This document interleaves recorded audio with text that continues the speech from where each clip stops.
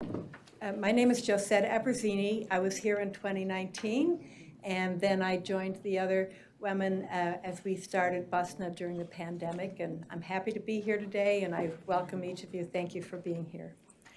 BUSNA is grateful to have connected with our next speaker, Vanessa, is it Zink or Zinke? Zinke. Vanessa is a social worker and psychotherapist and a co-founder of Reaching Resilience Therapy in New York City. She has a passion for helping individuals navigate life's transitions and has catered her presentation to the challenges of birdshot uveitis patients. Please join me in welcoming Vanessa.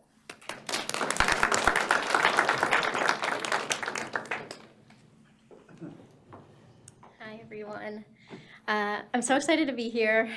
When organizations approach me and want to talk about mental health, I just get so excited because it's certainly a very important part of our bodies, and it is all connected. So I'm excited to have this conversation today.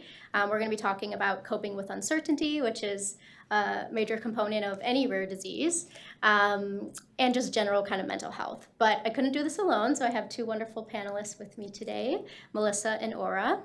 We're going to hear a little bit of their stories. I'm going to ask them some questions, and then I'm going to share my clinical perspective as well. Because one thing that I've learned in my experience as a clinician is that I'm not the expert.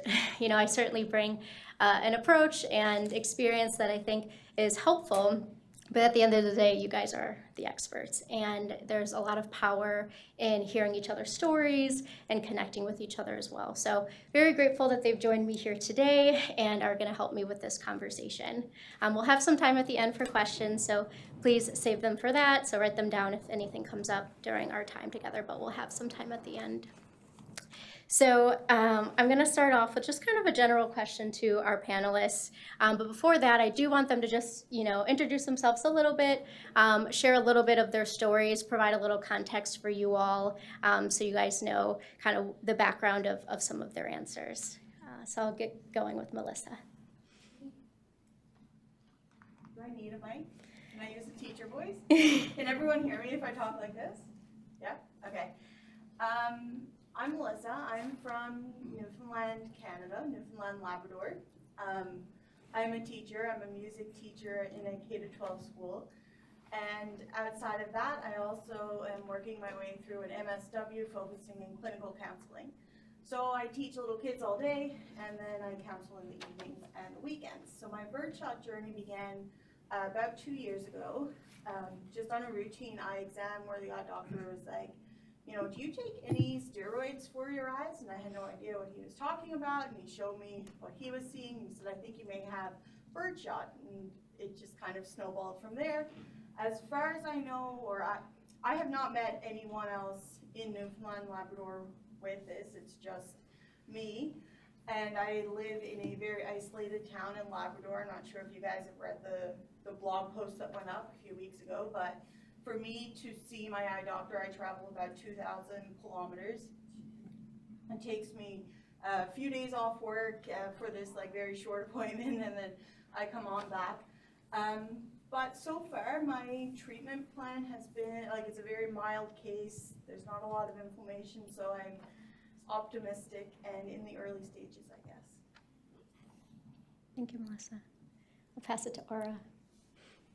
Hi, fellow birdies. Is this microphone on? Yeah, I think so. Thank you. So I've been suffering from birdshot for about 7 years now. I was diagnosed in New York. It took about 6 months to find the right doctor. I got several pass-alongs. Well, I'm glad you came to see me, but I'm not the person you need to see. Go on to see this person. So it's a very limited specialty, as we all have come to know. But I've been managed well. The initial diagnosis absolutely threw me for a loop. I cried the whole way home and imagined myself with a seeing eye dog, and it took some adjustment. So here I am 7 years later with your help and with all this loving support, knowing that I'm not alone and coping with the uncertainty. Thank you both. So we'll get right into it. And I would love to hear from both of you on this question. And I want to preface it by saying that mental health support can look a lot of ways. Obviously as a therapist, I preach the benefits of therapy, but I can acknowledge that therapy is not easy to access, it's expensive, it's hard to find someone that gets your story and understands your experiences. So I'm not saying that therapy is the answer to mental health support necessarily. I think it's a great complement to it, but it can look a lot of different ways. It can be peer support, it can be spiritual support, it can be family, friends, it can be mindfulness, it's a lot of things. So I would love to hear from our panelists on what has that been like for you in your stories. What has been the process to getting mental health support, and what has that looked like for you? For me, I had already been accessing mental health supports for a number of years prior to my diagnosis, so I already had a really well-established relationship with the therapist, so it wasn't hard to move into coping with the uncertainty of it because I already had that support in place. But what has been new for me has been finding a group and sharing within a group. That like learning to lean on others for support has been a new experience for me. Well, shout out you for speaking today. I mean, what a way to show some progress in that. Absolutely. Thank you, Vanessa. And for me, it's also been, well, we can't eliminate all the stress in our lives. It's been sort of trying to reduce the stress in life. I think that the stress has played a role, the reduction in stress has played a role in keeping me stable. So it's surrounding myself with people I love and people who love me and are happy to support, and of course it's mutual. And that's, I think, been my key in helping to keep me sane. Well, we know asking for support's not easy, so I'd love to hear from you both as well of how you got to that point. Like what led you to even ask for support? And if you could also offer the audience too, what tangible ways have actually been helpful for you? Because I think that's a tough thing I hear from people all the time is like, of course I want more support, but how do I ask for it? What do I say? Are there certain things that our loved ones can do or those around us can do that are actually helpful? One of the most tangible things that I've done, I guess, is to be open and honest with everyone about what's going on, which is like a huge new skill for me because I've often been quite private about anything in my life. But sharing that vulnerable space and letting everyone know what's going on, you learn a lot about yourself, and like depending on who you're sharing it with, if it's someone like this room, you're actually learning from their experiences as well. So that's been something that's been really powerful for me. And secondly, it was like a skill of like self-advocacy, which I wasn't familiar with really until 2 years ago when I started like being the only person that I know of where I live. I'm the only one that's cheerleading myself through all of this, and that's a really time-consuming but like exhausting, like physically and emotionally situation to be in when you're the only person that really, not really cares, but kind of understands or knows what's happening with your eyes, and you don't really have like a sounding board for it. So that's been kind of my experience for reaching out. Good for you. Well done. And for me, I happen to be in a certain age group where it's just sort of happened organically. In a group of newly retired women of a certain age, and we each have our own stuff. So it sort of happened naturally that we all have our own issues and support each other through our journeys. And it's for better or worse, that's kind of how it has happened. So we take long walks and we end up at the bakery and we talk and we chat. It's very therapeutic. And then we continue our walks and do our thing. And this is like, it's become a weekly routine, and we've come to know each other, of course the family. But the peers who are going through their own stuff are sort of more relatable. So it's, reaching out to a birdie in the night and, have you tried this medication? What's happened in X scenario? And there's immediate feedback. Thank you, by the way, for all of that. And it's we've said already, it takes a village. There's help there. Well, I'm glad that you both have been able to find ways to express yourselves and ask for that help. One thing I tell people all the time is that guilt and shame are fueled by secrecy. And I like that phrase because when we hold these thoughts that we have about ourselves, which are oftentimes survival tactics, because of course when we have threats, like we kind of talked about a moment ago, it's natural for our bodies to want to prepare and plan when we don't know what's coming next. And so when we do that, these distortions and unhelpful patterns come up in our minds, to say, oh, maybe you should do this next time, or maybe if you did this, this would be better. But a lot of times, while our mind thinks that's helpful, it's very unhelpful, because really what it's doing is it's just making us feel bad about ourselves. And so one thing I encourage people to practice when they start to notice that these thoughts are coming up for them, because of course living with a chronic and a rare condition, it's going to. You have very valid reasons to have worries and concerns, and to be thinking of the future or thinking maybe of the past. A couple grounding questions I tell people to do are to, one, first just write them down, those thoughts that you notice kind of spiraling and ruminating. And then ask yourself, is this true? And then is this productive? The true part, it could be, right? You know, we don't know the future, and maybe it's a possibility for you.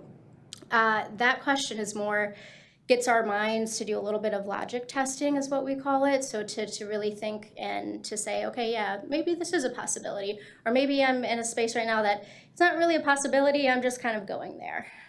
But the second half of it about the productivity is really the more important question, because it's always going to be a no. You know, I think in our minds, sure, we can think of some solutions to say, okay, I'm worried about this, let me message my doctor, or let me call my doctor in the morning. Sure, that's a tangible solution, and that will ease some anxiety. But the waiting period between you fall asleep and when you can actually talk to somebody, you're probably not sleeping, you're worrying, you're causing all this stress that's not helpful for your body. And so sometimes those grounding questions are really helpful for us to just kind of calm down. We can practice some mindfulness maybe, or some grounding techniques to kind of get connected to our bodies again, and realize, what do I need in this moment so that I'm not spiraling and wasting all this energy on something that I can't solve right now. So get that guilt and that shame out, whether it's on a piece of paper or with friends, because that's the only way we can discredit it, and that's the only way that we can move forward and find ways to manage it. So I kind of asked this question already, but I want to hear from Aura a little bit more on how exactly you've helped loved ones to understand your condition. Because that's what I hear all the time with rare conditions, is that you have to educate a lot, and it's hard to one, provide the education that leads to productive solutions and tangible ways for other ones to help you, especially when it's loved ones, you know, and those that you really care about. So would love to hear your perspective over the last 7 years of how you've done that. Well, this happens to be an oddly difficult disease or illness to describe. It's, you know, the back of the retina. People have approached me, as I'm sure they've approached all of you, saying, but your eyes look great, you look fine, it's just fine. It's hard to explain, there's inflammation behind the retinas. It's sort of, you know, you can see the eyes glaze over, like, what are you talking about? So I've done some illustrations, I've copied some from the internet and done a quick, and, you know, there's an understanding. It's not an in-depth understanding, but certainly I don't have an in-depth understanding, but it's enough to get by, and it's sharing, and it's a part of who I am, and people respect that. And again, unfortunately, I have a lot of people who have their own stuff. So each of us shares our own stuff, and we all try to be compassionate in whatever way is possible. But what was interesting also, Vanessa, when you mentioned the spiral, I have an almost nightly 3 o'clock in the morning spiral. So I call it the train wreck. I wake up, and then the thoughts start, and then they don't stop. So I call it that train wreck, and it just still the effort to put the brakes on that. So yeah, I think that's just a part of who I am now too. But yes, it's hard to describe this illness, and it's hard to describe the train wreck, but you kind of reel it all in and somehow make it functional the next day. Yeah, that's work in progress. 7 years in, still figuring it out. Forever. Yeah, it is forever. And I'm glad that you said too, just like the idea of it being a part of who you are. That's another thing I tell people is, let's create a relationship with our anxiety. I know we want to push it away, but like we heard a moment ago too, we're going to always have distress and anxiety in our lives. It's unfortunate though, living with a rare condition, now we have additional stress, and it's a lot of uncertainty. So, you know, just that idea of creating a relationship with our anxiety helps a little bit to accept the fact that it exists, And even me as a person, just maybe I'm a little bit more anxious in general, or I feel things a little bit more intensely than other people. That doesn't mean anything is wrong with you. What it means is we need to figure out how we react and how we respond. Does that, my stomach start to hurt? Do I spiral? Can I not sleep? Do I not eat? How can we respond to these natural reactions and create goals for ourselves when we know we're going to have periods of overstimulation and make that work for us and create that relationship? And it's our friend now and not something that we're just kind of pushing away. So this next question is for Melissa.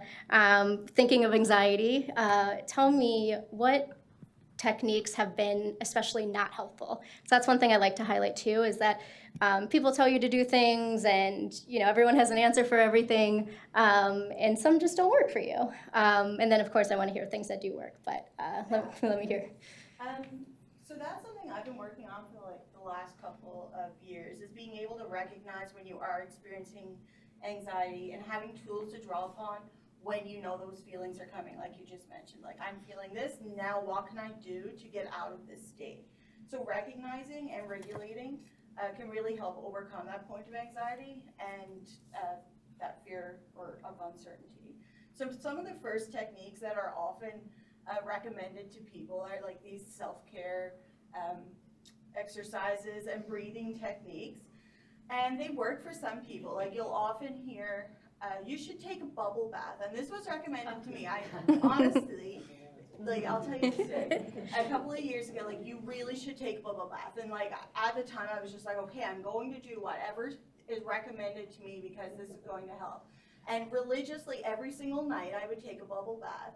And I ended up referring to these as my wet and worried times because I was still worried, but I was doing it in water. It didn't solve anything for me. And it took me a while to realize, okay, this is not the technique for me. So I had to like seek out what was going to work. And for me, it's because I am a musician and I play a lot of music. Music is what works for me. And through like the more that I learn about our brain and how it works, and being able to stimulate the left side and the right side, if I'm playing a rhythm with my left hand and a melody with my right hand, and if I'm singing on top of it, I have so many parts of my brain activated that I can process what's happening, and it keeps me grounded in the here and the now as I'm reading music or just experiencing it. And then in addition to that, I started like always learning new things. You're creating new neural pathways in your brain, and that, like, as good as it sounds, learning new things is always great, but it keeps you grounded and in the present. So I picked up a new instrument. I started playing the ukulele in the last year or so. So that's been really fun, and it's a lot more portable than the piano. So I get to take it to, like, I get to travel with it and take it to social gatherings, and all of that also helps when you're dealing with anxiety and like being around peers. And then if I'm using music to regulate, I can use it in a group setting. So it's been really fun, actually. Well done. Yeah. What about your ukulele here? We would have enjoyed a little show. So thank you for sharing that. I like the idea too of just this idea of even having a time that I worry, because when we think of anxiety, what the response is that your body's feeling out of control. And so how we want to counteract that is to give it a sense of control. And so my wet and worry time is my control. This is the time I'm going to worry and, clean myself, something that I probably don't have a lot of time to do also with kids and things like that. And so sometimes even thinking it from that perspective of how can I give my body predictability and stability, and even if that means I'm gonna kind of schedule out this time that I have these feelings. Because what happens then is we push them down and then they come out in inappropriate times, and then we feel worse because we cried, in the middle of something, or had a very irritable day with our partner, or whatever it may be. It's really hard and uncomfortable after those things happen. So even putting a little structure to your worry time is nice. So thank you for that suggestion. Next, I want to pass it back to Aura to talk a little bit about this idea of stress and, when you have maybe a flare-up or some physical conditions or physical symptoms, and how that exacerbates our anxiety and how that's a constant trigger. So maybe I'm feeling a little anxious and then I start to feel some pain, or I start to feel some physical symptoms, or vice versa, I'm feeling some physical symptoms and then now I'm feeling anxious. And then we kind of get in this constant triggering cycle. So I would love to hear your perspective on that and what's been like for you. So true. So the spiral starts and worsens as the condition doesn't improve, and Right. what am I doing wrong, and how can I improve it? It's not improving, so what am I doing? And the constant battle, internal battle. Yeah. So I walk. I'm always outside walking. Sadly, friends are too. To battling the same issues, and that sometimes helps to sort of keep it under control and curbed until things sort of stabilize. So it's exercise and music, and sometimes in the winter when we were isolated was cooking and reading, and I have a book group, and just finding little outlets that help to distract, divert, and sort of try to minimize whatever catastrophe is afoot. So it's not one easy answer. There are multiple, depending on the day, kind of responses, but those have been my saviors. Yeah, that's a mix of things, and I'm glad that you mentioned that it's a combination, it's multiple things, it's things that we should lean in all the time, not just when we're feeling distressed or anxious and things like that, because of course they may work in the moment, but really what our nervous system needs is kind of that constant, regulation, and doing those things throughout our days are helpful. The other thing I tell people to also think about when thinking about anxiety and stress as well is just this, idea of grounding and what that looks like for us. And we practiced a little bit of the mindfulness together a moment ago. But even just these sensory moments in our day. Cold temperatures, we know, stimulate our vagus nerve, which is responsible for our nervous system. And so I tell people, wake up, put an ice cube on your face, or put your wrist under cold water. Those little moments can help to reconnect our bodies and feel in control again. So definitely think about, those moments that you can add that into your schedule in the mornings or at night times. And walking is a good example as well, because when we walk, we naturally scan the environment just because that's like a survival tactic of ours to make sure we're safe. And there's a lot of research on eye movements and how quick eye movements help to calm our nervous system down. So I like to bring this kind of neuroscience to this discussion because sometimes it's easy to just be like, oh, I don't want to do that. But when we think about it and we're like, oh, well, it's going to calm me down, there's science behind it, it might encourage us to try some of these things out. So thank you for highlighting that. Melissa, I'm going to bounce to you. I'm kind of going back and forth. But tell me just in general what's been helpful for you when coping with the uncertainty of your condition. I would say what's helped the most has probably been just reaching out and making those connections with other people, just because I am so isolated where I live. Because I went through exactly what you said, you go home with this dread of, I have young kids, so through everything I had read had been oh, you may not go blind for 10 years. Mm-hmm. And that was a little bit reassuring that, oh, it's 10 years away, until I started thinking my daughter was 5. And then I was thinking, I'm not going to physically see her graduate. I won't see her prom dress. I won't see these things. And that was a really deep spiral. And then I actually found this group and connected with Josette, because I read that she was also from Newfoundland a while ago. And I was I think I said those exact things, I'm going to go blind. She's like, you're not going to go blind, probably. Probably. I love when people say probably. It's when you're just I don't know though. She just calmed that hold on now, it's going to be okay. So I think just making those connections really helped in those initial days. Mm-hmm. And then kind of navigating myself through knowing what I can do from where I live and who I can connect with, and just accessing the supports that I have, or making them available to me, and not not worrying about being outspoken. That's been something that's new for me. I've learned to like tap people on the shoulder and just ask them questions, because if you don't, then you're not going to get the answers. Right. True. Thank you, Melissa. So I have one final question before we open it up to everyone. And it's just for both of you, any final kind of advice you have for yourselves, for others here today, of how to manage your mental health, get support, manage your condition, and any kind of final last things to share?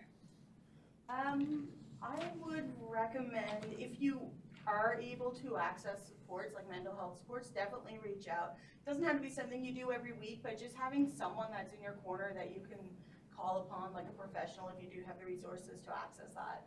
If not, start with those self-care exercises. Maybe bubble baths work for you. I don't know. But a quick Google search, you will get a ton of things that you can do, like easily at home for free.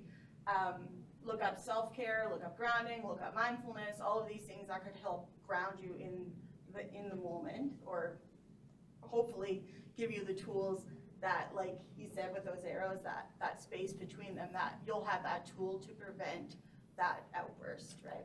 So that will come from like building your toolbox, I guess, of self-care options.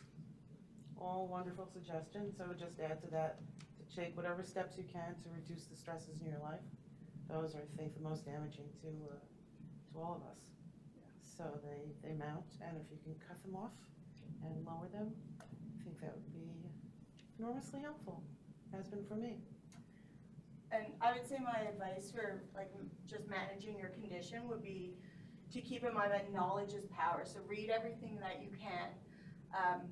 Also take it, like make sure it's like a peer-reviewed thing and it's not just out there. Connect with whoever you can. Attend like meetings like this or the virtual ones. Make those connections, because when you are faced with a time when you're having spiraling thoughts, or you're in I guess like a situation where like your imagination, like our imaginations are often way worse than reality. So when you're going down that scope, if you have all of this research that's like science-based, or you have the experiences from connecting with your peers, then you can draw upon those times when your imagination is running wild. And use those to negate that that negative self-talk and ground it in the present, and keep your facts with you to get through it. Well said. Well, before I open it up, I just want to give a huge thank you to you both. It's not easy to be this vulnerable and open in front of a room of people. So thank you for sharing your stories. And I'm sure you all feel a little less alone, hearing these experiences and these stories. So thank you for doing that. And thank you. Thanks for having me. Of course. Embrace it. Sure. Can I take a picture of you quickly? Thank you. So yeah, we have about 10 minutes, so please feel free if you guys have questions. Yeah. Question. I do not have birdshot disease, but I would like to know from many people's perspective, what would be most helpful for you as me being your emotional support pet? What can be best for you? I will say my recommendation is the person you're supporting, make sure you have that close connection that you can say, you know what, bright lights are really hard on my eyes. Like this light right here is killing me, but we're doing it. And just say, when you enter a room that might be bright, is this too bright for you in here?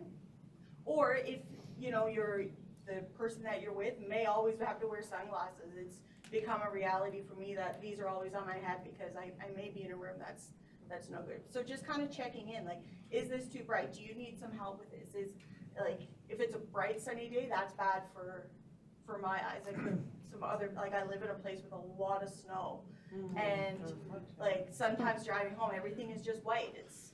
That's the way it is. So just like being open with why you, like, the person with Birdshot, if you have the relationship with them that they can be open with what they're experiencing with, and then just being in tune with what they may need in those situations.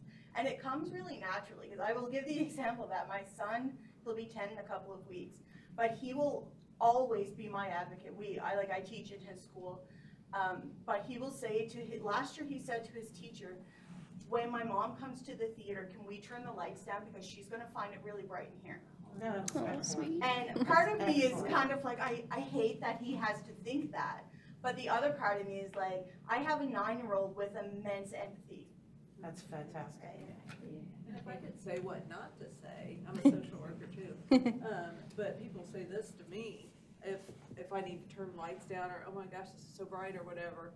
Yeah, I know, I can't stand it either. Yeah, it's killing me too. And I'm like thinking, dude, it is not. I too used to be like you and not live in sunglasses and go out in the world.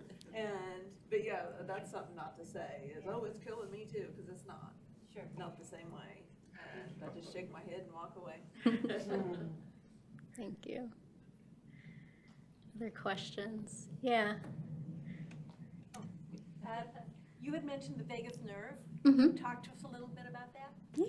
Yeah. So, very long nerve throughout our body that's responsible for our parasympathetic nervous system, and so it's important that we stimulate it. And we know through research that cold temperatures does stimulate that vagus nerve, and so that's why I suggest the ice cube on your face or holding an ice cube, a cold shower. Things like that. We know that cold temperatures also decrease cortisol, which is the hormone in your body that produces stress. We know crying also decreases cortisol levels too. So even though we may be feeling bad to cry or shameful, thinking it from that perspective that it's going to reduce the stress levels in your body is maybe an excuse for you to cry or put on a sad movie and to let that out. So so definitely there's certainly lots of research on ways to stimulate that long nerve in our body. Thank you for that. I do. I go get a massage. I'm thankful to be able to afford to go. It's one of my splurges, but that's something that I feel like helps me. And I've found a good lady, and I only go once a month. I'm too cheap to go more than It's expensive, yeah. But I do. She's a good one, and I think it really helps. Great. Yeah, that's a great example. Other questions?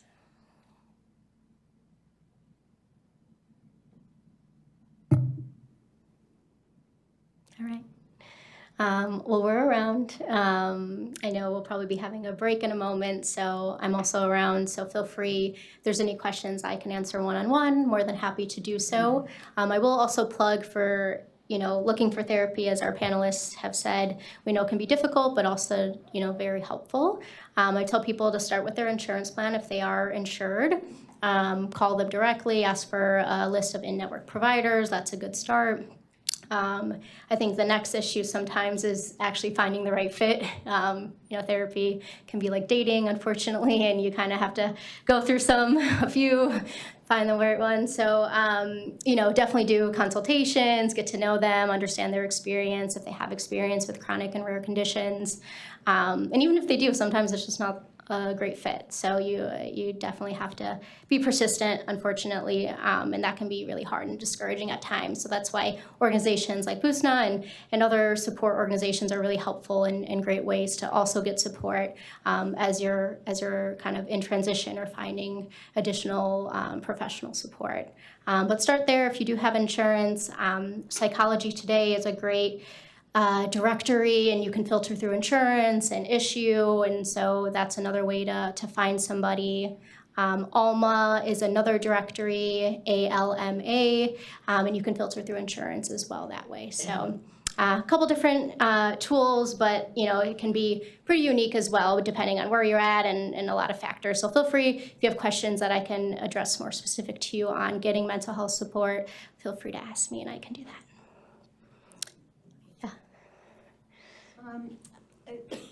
If people don't know about it, BUSNA has a great event that they hold a couple times a year, and it's called The Gathering.